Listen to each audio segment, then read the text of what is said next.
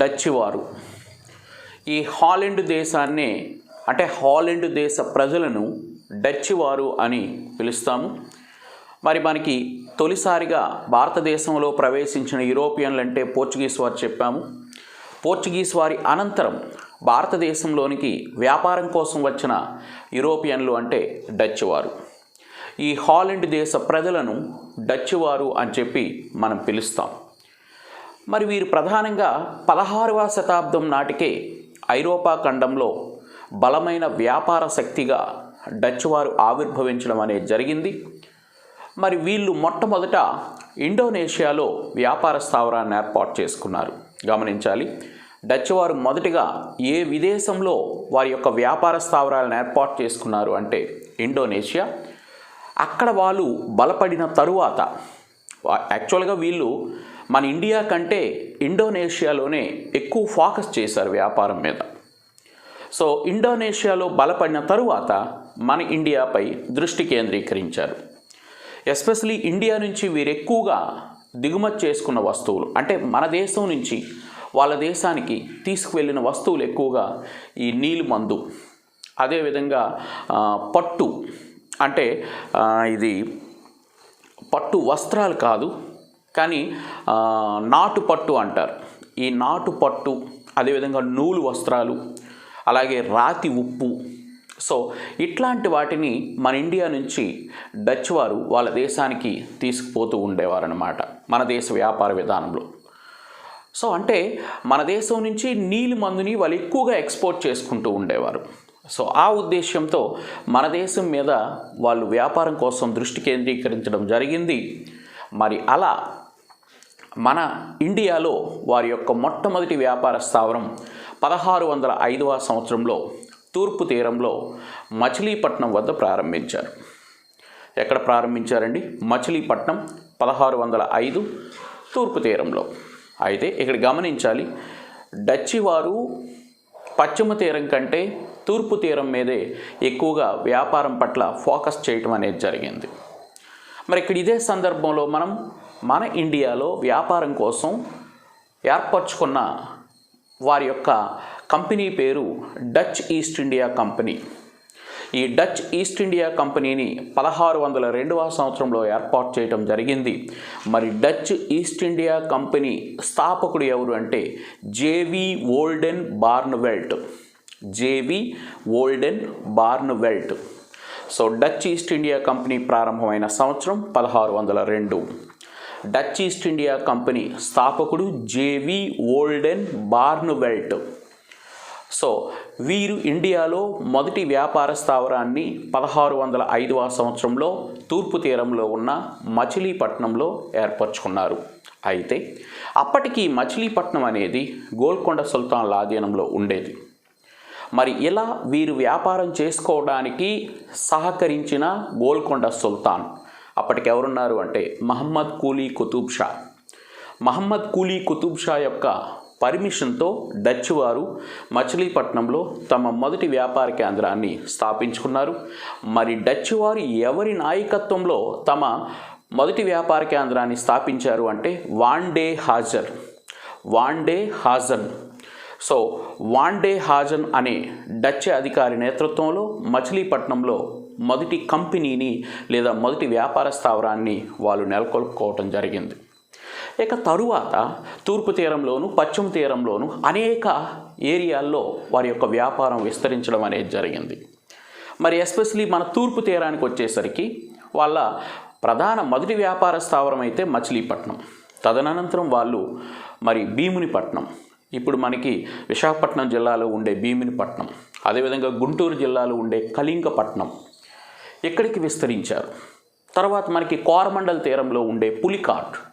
గమనించాలి, ఇక్కడ కోరమండల్ తీరంలో ఉండే పులికాట్ అనేది వీళ్ళ యొక్క ప్రధాన వ్యాపార స్థావరంగా మారింది. విద్యార్థులారా, వెరీ ఇంపార్టెంట్.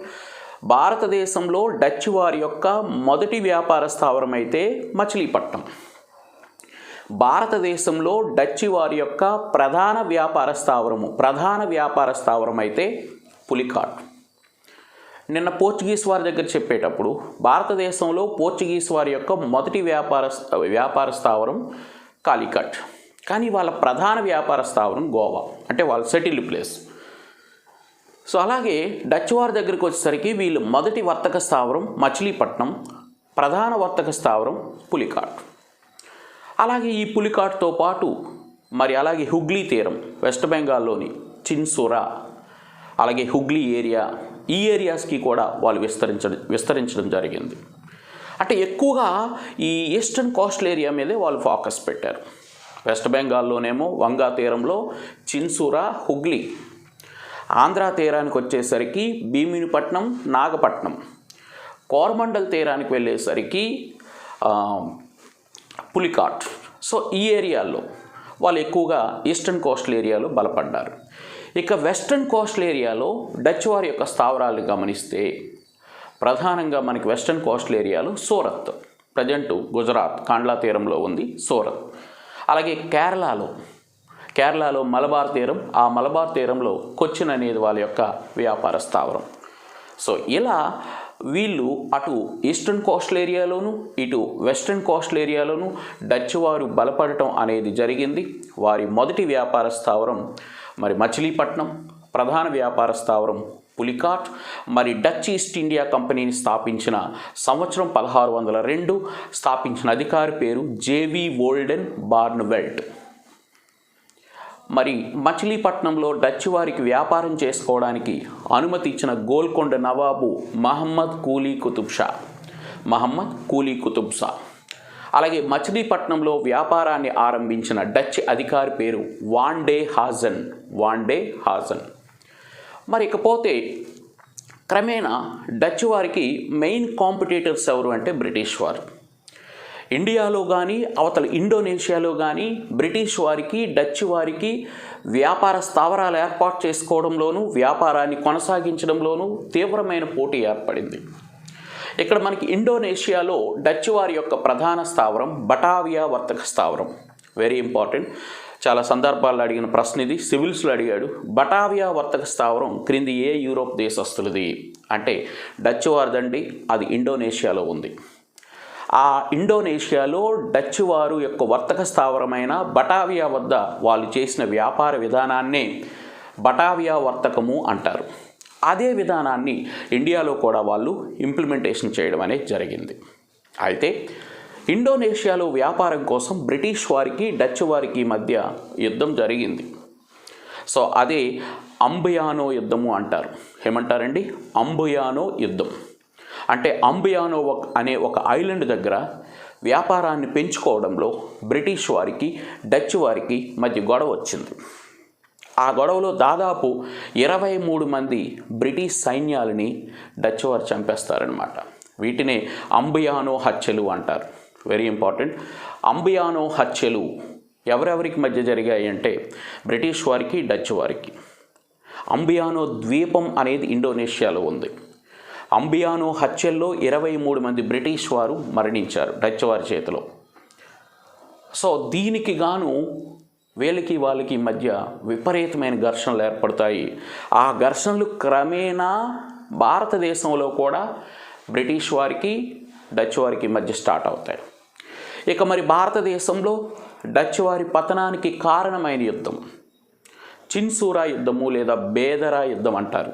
1759వ సంవత్సరంలో జరిగింది చిన్సూరా లేదా బేదరా యుద్ధం. 1759వ సంవత్సరంలో బ్రిటిష్ వారికి డచ్ వారికి ఇండియాలో చిన్సూరా లేదా బేదరా యుద్ధం జరిగింది. ఈ యుద్ధంలో డచ్ వారు ఓడిపోతారు. డచ్ వారు తమ స్థావరాలన్నింటినీ కూడా బ్రిటిష్ వారికి అప్పగించి వాళ్ళ దేశానికి వాళ్ళు వెళ్ళిపోతారు. So very important, 1759 Chinsura are బేదరా యుద్ధము అంటారు between Dutch and Britishers. So ఎవరు విన్ అయ్యారంటే బ్రిటిష్ వారు విన్ అయ్యారు. మరి ఈ యుద్ధంలో బ్రిటిష్ సైన్యాలకి నాయకత్వం వహించిన సేనాని జేబీ రస్సెల్ అనే సేనాని బ్రిటిష్ సైన్యాలకి డచ్ సైన్యాలకి నాయకత్వం వహించాడు. ఈ చిన్సూరా లేదా బేదరా యుద్ధంలో డచ్ సైన్యాలకి నాయకత్వం వహించిన సేనాని పేరు జేబీ రస్సెల్. బ్రిటిష్ సైన్యాలకి నాయకత్వం వహించిన సేనాని పేరు ఫ్రాన్సిస్ ఫోర్డ్ అంటారు. సో ఫ్రాన్సిస్ ఫోర్డ్ నాయకత్వంలో బ్రిటిష్ సేనలు విజయం సాధించాయి. జేబీ రస్సెల్ నాయకత్వంలో డచ్ సేనానులు ఓడిపోయినారు. అప్పటికి అయితే ఈ యుద్ధంలో బెంగాల్కి గవర్నర్గా పనిచేస్తున్న వ్యక్తి రాబర్ట్ క్లైవ్. బెంగాల్ గవర్నర్గా ఎవరున్నారండి? Robert Clive. అప్పటికే మనకి ఇండియాలో బెంగాల్ అంటే ప్లాసీ యుద్ధం జరిగింది 1757లో. ఆ ప్లాసీ యుద్ధంలో బెంగాల్ నవాబు ఓడిపోతాడు. సో బెంగాల్ బ్రిటిష్ వారి పరం అవుతుంది. సో అలా బెంగాల్ గవర్నర్గా రాబర్ట్ క్లైవ్ ఉండే టైంలో 1759వ సంవత్సరంలో డచ్ వారికి బ్రిటిష్ వారికి మధ్య చిన్సురా యుద్ధము లేదా బేదరా యుద్ధం జరిగింది. ఈ యుద్ధంలో బ్రిటిష్ వారు విజయం సాధించారు. దీనితో డచ్ వారు భారతదేశంలో ఉండే వాళ్ళ వ్యాపార స్థావరాలన్నింటినీ కూడా వదులుకొని వాళ్ళ దేశానికి వెళ్ళిపోతారు. గమనించాలి మిత్రులారా, డచ్ వారిని హాలెండ్ ప్రజల్ని డచ్ వారు అంటారు. వీళ్ళు 16వ శతాబ్దంలో యూరప్లో బలీయమైన ఆర్థిక శక్తిగా ఎదిగారు. డచ్ ఈస్ట్ ఇండియా కంపెనీని స్థాపించిన సంవత్సరం 1602. డచ్ ఈస్ట్ ఇండియా కంపెనీని స్థాపించిన వ్యక్తి జేవి ఓల్డెన్ బార్న్వెల్ట్. ఇండియాలో డచ్ వారి మొదటి వ్యాపార స్థావరం మచిలీపట్నం. ఎప్పుడు స్థాపించారంటే 1605వ సంవత్సరంలో. ఎవరి యొక్క పర్మిషన్స్తో స్థాపించారు అంటే గోల్కొండ నవాబు అయిన మహమ్మద్ కూలీ కుతుబ్ షా నాయకత్వంలో. ఎవరి నాయకత్వంలో అక్కడ వ్యాపార స్థావరాన్ని నెలకొల్పారు అంటే వాన్ డే హాజన్ అనే డచ్ అధికారి నేతృత్వంలో. మరి డచ్ వారి యొక్క ప్రధాన వ్యాపార స్థావరం ఇండియాలో అంటే పులికాట్. డచ్ వారి మొదటి వ్యాపార స్థావరం అంటే మచిలీపట్నం. మరి ఇతర వ్యాపార స్థావరాల గురించి మనం చెప్పుకున్నాం. మరి ఇక్కడే గమనించాలి, బటావియా వర్తకం అనేది ఇండోనేషియాలో డచ్ వారు చేశారు. మరి అదేవిధంగా అంబయానా హత్యలు అనేవి ఎవరికి సంబంధించినవంటే 23 మంది బ్రిటిష్ అధికారులు మరణించారు. ఎవరి చేతులు అంటే డచ్ వారి చేతిలో. అంబయానో హత్యలు అనేవి ఇండోనేషియాలో జరిగాయి. మరి ఇండియాలో డచ్ వారి పతనానికి కారణమైన యుద్ధం చిన్సురా యుద్ధము లేదా బేదరా యుద్ధం. ఈ యుద్ధంలో ఏ సంవత్సరంలో జరిగింది అంటే 1759లో. ఈ యుద్ధంలో విజేత బ్రిటిష్ వారు, ఓడిపోయిన వారు డచ్ వారు. ఫలితం డచ్ వారు ఇండియాను విడిచిపెట్టి వాళ్ళ వ్యాపార స్థావరాలను బ్రిటిష్ వారికి ఇచ్చి పారిపోయారు. ఈ బేదరా లేదా చిన్సురా యుద్ధంలో డచ్ సైన్యాలకు నాయకత్వం వహించిన సేనాని జేబీ రస్సెల్. ఇదే యుద్ధంలో బ్రిటిష్ సైన్యాలకు నాయకత్వం వహించిన సేనాని ఫ్రాన్సిస్ ఫోర్డ్. మరి ఈ చిన్సురా లేదా బేదరా యుద్ధం సమయంలో బెంగాల్కి గవర్నర్గా పనిచేస్తున్న వ్యక్తి రాబర్ట్ క్లైవ్. అయితే ఇదే చిన్సురా లేదా బేదరా యుద్ధంలో డచ్ వారికి ఇంటర్నల్గా సాయం చేసిన బెంగాల్ నవాబ్ ఎవరంటే మీర్ జాఫరు డచ్ వారికి సాయం చేశారనమాట. సో ఇది మరి డచ్ వారికి సంబంధించి మన ఇండియాలో ప్రస్తావన.